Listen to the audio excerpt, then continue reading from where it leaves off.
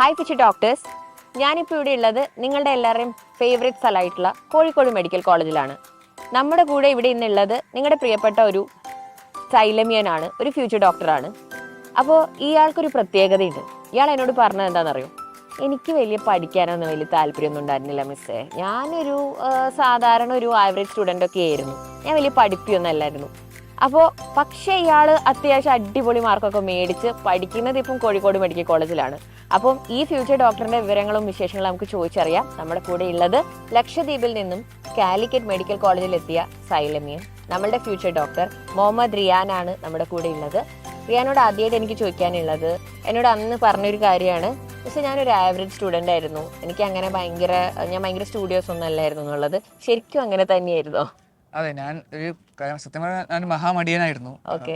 ഇവിടേക്ക് വരുന്നതിന് മുമ്പ് എനിക്ക് ഫിസിക്സ് കെമിസ്ട്രി ഒന്നും തീരെ അറിയില്ലായിരുന്നു. ഒന്നും അറിയില്ലായിരുന്നു. ബയോളജി ടെസ്റ്റ് വയ്ക്കുന്നത് മാത്രം കുറച്ചൊക്കെ അറിയായിരുന്നു. അപ്പോൾ എനിക്ക് ചോദിക്കാനുള്ള നീറ്റ് എക്സാം ദിവസത്തിന്റെ എക്സ്പീരിയൻസിനെ കുറിച്ചാണ് ആദ്യം കേട്ടോ. നീറ്റിന്റെ 2023 പേപ്പർ കൈ കിട്ടിയപ്പോൾ റിയാന് എന്തായിരുന്നു ഫസ്റ്റത്തെ ഒരു ഫീലിംഗ് എന്തായിരുന്നു? എക്സാം ആളിരിക്കുമ്പോൾ ഒരു നെർവസ്നെസ് ഉണ്ടായിരുന്നു, അത് സാധാരണ ആണല്ലോ. ഓക്കെ. പേപ്പർ കൈ കിട്ടിയപ്പോൾ ഫസ്റ്റ് പേജ് കണ്ടപ്പോൾ എനിക്കൊരു സമാധാനമായിരുന്നു, കാരണം അറിയാവുന്ന ക്വസ്റ്റ്യൻസ് ആണല്ലോ. അറിയാവുന്നതായിരുന്നു. ഓക്കെ. ബയോളജിയൊക്കെ എടുത്തേക്കപ്പോൾ പിന്നെയും കുറച്ച് കോൺഫിഡൻസ് കൂടി, കാരണം അറിയാവുന്നതായിരുന്നു. ആദ്യം എന്താ ആൻസർ ചെയ്തേ? ആദ്യം ബയോളജി തന്നെ, ബയോളജി തന്നെ ചെയ്തേ. നമ്മളെല്ലാവരും നല്ല പഠിക്കുന്ന ബയോളജി തന്നെ ആയിരിക്കുമല്ലോ. ബയോളജി ഇഷ്ടപ്പെടുന്ന ആളാണെന്ന് തോന്നുന്നു അല്ലേ? ബയോളജിയിലല്ലായിരുന്നു ടോപ്പ് സ്കോർ? ബയോളജിയിലായിരുന്നു. അതെ അതെ. ഓക്കെ. അപ്പോൾ ഇപ്പോൾ പഠിച്ചുകൊണ്ടിരുന്ന സമയത്ത് ഇതുപോലെ റിയാൻ ഏറ്റവും കൂടുതൽ ബുദ്ധിമുട്ടുണ്ടാക്കിയത് ബാക്ക്ലോഗ്സ് ആണെന്ന് പറഞ്ഞിരുന്നു. ബാക്ക്ലോഗ്സ് എങ്ങനെയാണ് അപ്പം ക്ലിയർ ചെയ്തത്? ബാക്ക്ലോഗ്സ് എന്ന് വെച്ചാൽ ഞാൻ സയ്യത്തിന്റെ വൺ ഷോട്ട് വീഡിയോസ് എല്ലാം കാണുമായിരുന്നു, XPL അതുപോലത്തെ. സോ XPL ഒരുപാട് ഹെൽപ്പ് ചെയ്തു എന്നാണ് റിയാൻ പറയുന്നത്. അതായത് ഒറ്റ ദിവസം കൊണ്ട് 1 ചാപ്റ്റർ പെർ ഡേ ആയതുകൊണ്ട് ബാക്ക്ലോഗ്സ് സ്പെഷ്യലായിട്ട് ഫോക്കസ് ചെയ്ത് പഠിക്കാൻ പറ്റി അല്ലേ? ഓക്കെ. അപ്പോൾ XPL പഠിച്ചുകൊണ്ടിരുന്നപ്പം ഒരു ദിവസം തന്നെ എല്ലാ കോൺസെപ്റ്റും മനസ്സിലാവുമായിരുന്നോ? അതെ, കാരണം അതിൽ ആകെ കോൺസെപ്റ്റ് പറഞ്ഞ 2 ക്വസ്റ്റ്യൻസ് അത്ര ഉണ്ടായിരുന്നു. അപ്പോൾ ബാക്കി നമുക്ക് പ്രാക്ടീസ് എടുക്കാനല്ലോ. അതെ അതെ. അപ്പൊ അങ്ങനെ ചെയ്യായിരുന്നു. പിന്നെ ഈ എക്സാം എഴുതുമ്പോൾ മിക്കവർക്കും വരുന്ന ഒരു പ്രോബ്ലം ആണ് മാറി കുത്താന്നൊക്കെ ഉള്ളത് അല്ലേ? ആൻസർ മാറിപ്പോവാന്നൊക്കെ ഉള്ളത്. അപ്പൊ അതൊക്കെ എങ്ങനെയാണ് ഓവർകം ചെയ്തത്?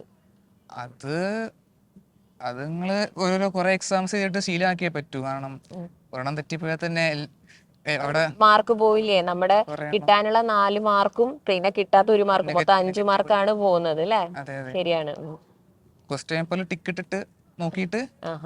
അതെങ്ങനെയാ ചെയ്തത്? അപ്പൊ തന്നെ ആൻസർ ഇത് ചെയ്യായിരുന്നോ, ഡാർക്കൻ ചെയ്യായിരുന്നോ, അതോ പിന്നീട് OMR ഫില്ല് ചെയ്യാണോ ചെയ്തത്? അപ്പൊ ഞാൻ ചെയ്യുന്നുള്ളൂ, കാരണം OMR എല്ലാം കൂടി തിരക്കിട്ട് ചെയ്യുമ്പോൾ തെറ്റാൻ സാധ്യത കൂടുതലാണ്. ഓക്കെ. അപ്പോ ഈ ക്വസ്റ്റ്യൻ പേപ്പറിൽ ആൻസർ ഒക്കെ ചെയ്തപ്പം ഈ സ്പീഡും, അതായത് കറക്റ്റ് മാറി കുത്താണ്ടൊക്കെ ഉള്ള ഇതൊക്കെയുള്ള ഒരു കോൺഫിഡൻസ് കിട്ടിയത് എങ്ങനെയായിരുന്നു എന്ന് പറയാമോ? അത് കുറെ എക്സാംസ് എഴുതിയോണ്ടാണ്. സൈലത്തിന്റെ കുറെ മോഡൽ എക്സാംസ്, വീക്ക്ലി ടെസ്റ്റുകളെല്ലാം. Okay okay okay. റിയാന് പൊതുവെ പറയുന്ന ഒരു കാര്യമാണ്, അവന് അങ്ങനെ ഭയങ്കരമായിട്ട് സംസാരിക്കാനോ അല്ലെ പുറത്തേക്കൊന്നും വന്ന് അങ്ങനെ ഒത്തിരി എക്സ്ട്രോവേർട്ട് ആയിട്ടുള്ള ഒരു ആളൊന്നും അല്ല. എന്നാലും എത്ര കോൺഫിഡൻസോടെയാണ് അത്രയധികം ബാക്ക്ലോഗുകളുള്ള അത്യാവശ്യം മടിയനായിട്ടുള്ള ഒരു കുട്ടി 20 ലക്ഷത്തോളം കുട്ടികൾ എഴുതിയ ഒരു എക്സാമിൽ സ്കോർ ചെയ്ത് ഇത്രയും നല്ല റാങ്ക് മേടിക്കണമെങ്കിൽ മക്കൾ മനസ്സിലാക്കുക, എപ്പോഴും എല്ലാ ക്ലാസ്സിലും ടോപ്പ് മേടിച്ച് ടോപ്പ് റാങ്കേഴ്സ് ആയി വന്നവർക്ക് മാത്രമല്ല നീറ്റ് ക്ലിയർ ചെയ്ത് മാർക്ക് മേടിക്കാൻ പറ്റുക. നമ്മുടെ റിയാനെ നോക്കുക അല്ലേ? പിന്നെ റിയാൻ എന്തൊക്കെയായിരുന്നു പഠിച്ചുകൊണ്ടിരുന്നപ്പോൾ ചെയ്തിരുന്ന കാര്യങ്ങൾ, റിവൈസ് ചെയ്തപ്പോൾ ചെയ്തിരുന്ന കാര്യങ്ങൾ? ഒരു ജനറൽ ഷെഡ്യൂളൊക്കെ ടൈം ടേബിളിൽ ഒട്ടിച്ചേക്കണം ഞാൻ പറയുന്നില്ല, ജനറൽ ടേബിളൊക്കെ ഒരു ദിവസം ഇത് പഠിക്കണം, അത് പഠിക്കുക, അത്രേ ഉള്ളൂ. ഓക്കെ. എനിക്ക് ചോദിക്കാനുള്ളത് എൻ്റെ മടിയന്മാരായ ചില മക്കളോടാണ്. ഈ ഉറക്കം വരിക അല്ലേ? പഠിച്ചുകൊണ്ടിരിക്കുമ്പോൾ ഭയങ്കരമായ ഉറക്കം, പിന്നെ രാവിലെ എണീക്കാൻ പറ്റുന്നില്ല, അല്ലെങ്കിൽ പഠിച്ചുകൊണ്ടിരിക്കുമ്പോൾ വർത്താനം പറഞ്ഞ് കുറേ സമയം പോവുക, അല്ലെങ്കിൽ വേസ്റ്റ് ചെയ്യുക, സ്വപ്നം കണ്ട് ഇങ്ങനെ ആലോചിച്ച് ഓവർ തിങ്ക് ചെയ്ത് സമയം വേസ്റ്റ് ചെയ്യുക. അതൊക്കെ പൊതുവേ നിങ്ങൾ മടിയന്മാർ എങ്ങനെയായിരുന്നു അത് ഓവർകം ചെയ്തിരുന്നത്? അത് നമ്മൾ ടാർഗറ്റിലേക്ക് നോക്കിക്കൊണ്ടിരിക്കുമ്പോൾ അതെല്ലാം ഓട്ടോമാറ്റിക്കലി ലാസ്റ്റ് ആ ഒരു മിനിറ്റ് ആവുമ്പോഴേക്കും നമുക്ക് ആ ഒരു വരേണ്ടതാണ് വരും. ഓക്കെ. അതായത് ഒരു ഗോള് വെക്കുക അല്ലെ? എനിക്ക് എന്താണെങ്കിലും ഡോക്ടർ ആയി തീരൂ എന്നുള്ളത്, കിട്ടിക്കഴിഞ്ഞാൽ എന്തൊക്കെ ചെയ്യാന്നുള്ളതിനെ കുറിച്ച് ഒന്ന് ആലോചിച്ച് നോക്കുക. ഓക്കെ. അപ്പൊ കാലിക്കറ്റ് മെഡിക്കൽ കോളേജ് തന്നെയായിരുന്നോ സ്വപ്നം? ഇവിടെ കയറണം തന്നെയായിരുന്നു. അപ്പം എക്സലന്റ്. അപ്പോ സ്വയമായിട്ട് ഭയങ്കര ഹമ്പിളിയാണ്, ഞാൻ മടിയനായിരുന്നു എന്നൊക്കെ പറഞ്ഞിട്ട്. പക്ഷെ എന്നാലും നോക്കിക്കേ, പഠിക്കുന്നത് എല്ലാവരും പഠിക്കാൻ ആഗ്രഹിക്കുന്ന ഒരു ക്യാമ്പസിൽ, അടിപൊളി ക്യാമ്പസിലാണ് പഠിക്കുന്നത്. വളരെ നല്ല മിടുക്കം തന്നെയാണ്, നല്ലൊരു പെർഫോമൻസുമാണ് ഇപ്പം ഇവിടെ നടക്കുന്ന എക്സാംസിലൊക്കെ മോൻ റിയാൻ ചെയ്തിരിക്കുന്നത്. പിന്നെ പഠിച്ചു വന്നത് ലക്ഷദ്വീപിലായിരുന്നല്ലോ, അവിടെ നിന്നല്ലേ വന്നത്? എങ്ങനെയായിരുന്നു പഠനകാലമൊക്കെ, എങ്ങനെയായിരുന്നു എന്നൊന്ന് പറയാമോ? പഠനകാലം ഒക്കെ സ്കൂളിൽ അത്യാവശ്യം ആവറേജ് ഒക്കെ ആയിരുന്നു?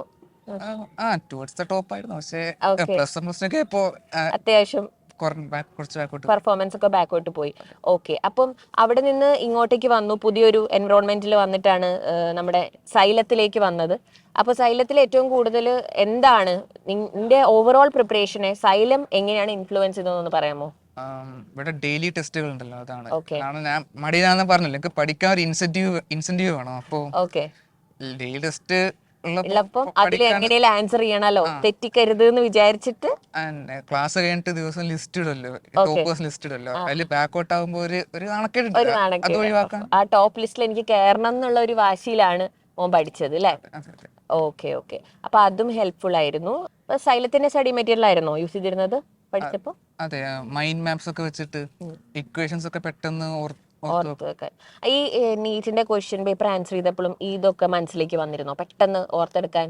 അതെ അതെ, കാരണം ക്വസ്റ്റ്യൻസ് പലരും ഡയറക്റ്റ് ഫോർമുല വെച്ചാണ് ചോദിക്കല്. ആ ക്വസ്റ്റ്യൻ കണ്ടാൽ ഫോർമുല മനസ്സിൽ കത്തുമല്ലോ. ഓക്കെ, ഒറ്റയടിക്ക് മൈൻഡ് മാപ്സ് ഒക്കെ വെച്ച് പഠിച്ചത് കൊണ്ട് ഒരുപാട് ഹെൽപ്ഫുൾ ആയി. പിന്നെ NCERT വായിച്ചായിരുന്നു. Okay okay, very good. എന്താണ് നമ്മുടെ സൈലമിയൻസിനോട് പറയാനുള്ളത്? എന്താന്ന് വെച്ചാല് ടെൻഷൻ അടിക്കണ്ട, സിലബസ് ഒക്കെ മാറിയെന്ന് കേൾക്കുന്നു. ടെൻഷൻ അടിക്കണ്ട, നിങ്ങളെ പഠിക്കുക, എല്ലാം മറന്ന് പഠിക്കുക, നിങ്ങൾ മാക്സിമം ശ്രമിക്കുക. കണ്ണാടിന് മുമ്പിൽ നിന്ന് ഞാൻ മാക്സിമം ശ്രമിച്ചു എന്ന് പറയാൻ പറ്റണം. കാരണം ഇതിപ്പോ കിട്ടിയാലും കിട്ടിയില്ലെങ്കിലും നിങ്ങൾ മാക്സിമം ശ്രമിച്ചല്ലോ. Give your best, that's what matters അല്ലേ? എൻഡ് ഓഫ് ദി ഡേ നമുക്കൊരു റിഗ്രറ്റ് ഉണ്ടാവരുത്, നമ്മള് ഒന്നും ചെയ്യില്ല, ഞാൻ സമയം കളഞ്ഞു, ശ്രമിച്ചില്ല എന്ന് തോന്നരുത്. ഞാൻ ശ്രമിച്ചു, എന്റെ ബെസ്റ്റ് ഞാൻ കൊടുത്തു, ബാക്കി നമുക്ക് വരുന്നിടത്ത് വെച്ച് കാണാം അല്ലേ? അപ്പൊ അങ്ങനെ വിചാരിച്ചു പോയ നമ്മുടെ റിയാനാണ് ഇപ്പൊ കോഴിക്കോട് മെഡിക്കൽ കോളേജിന്റെ ക്യാമ്പസിലിരുന്ന് അഭിമാനത്തോടെ നമ്മളോട് പറയുന്നത്. അപ്പോ റിയാൻ ഇവിടെ വരെ എത്താമെങ്കിൽ നമ്മുടെ മക്കൾക്ക് പറ്റൂലേ? Definitely they can. അപ്പൊ അടിപൊളിയായിട്ട് എല്ലാ മക്കളും പഠിക്കുക, നല്ലപോലെ എക്സാം എഴുതുക. ഫ്യൂച്ചർ ഡോക്ടേഴ്സ്, നിങ്ങൾക്കായിട്ടുള്ള എല്ലാ ടിപ്സും കുറേ കാര്യങ്ങളായിട്ട് ഞങ്ങൾ എല്ലാവരും കൂടെ തന്നെ ഉണ്ട്. സൈലം നിങ്ങളുടെ കൂടെ ഉണ്ട്. അപ്പോൾ all the very best and by.